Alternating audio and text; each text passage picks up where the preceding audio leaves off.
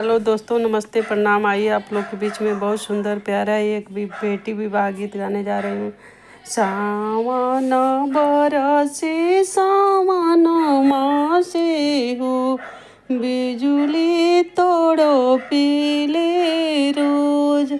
सावन बरसे सावन मासे हो, बिजुली तोड़ो पीले रोज। आमा जे तड़पे पापा के अगवा हो, बेटी भइली से आन।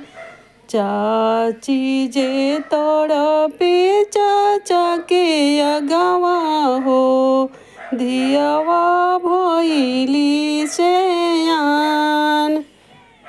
दुआरा से आवेली कौन पापा हो, बेटी बेटी कही पुकार। दुआरा से आवेली कौन चाचा हो, बेटी बेटी कही पुकार। असो के लगनिया बेटी माफ कर हो, आगे कर अब बिया। असो के लगनिया बेटी माफ कर हो, आगे करब बिया।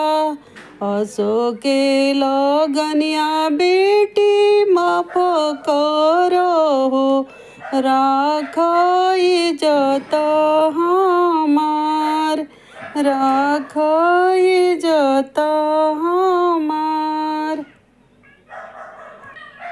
जब हम रहनी लइकया बुद्धि हो, इज्जत रखनी तोहार।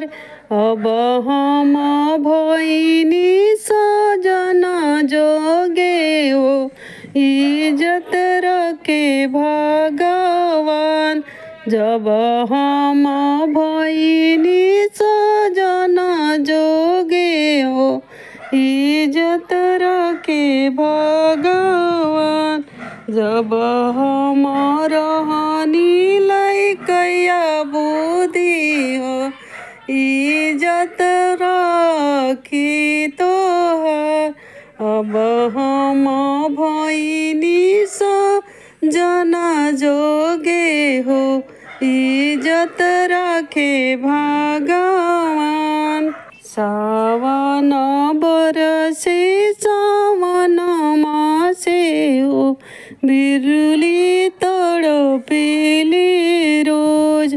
सावन बरसे सावन मासे हो, बिजुली तड़पेली रोज। भाभी जे तड़पे भैया के अगवा हो, ननदो भइली से आन।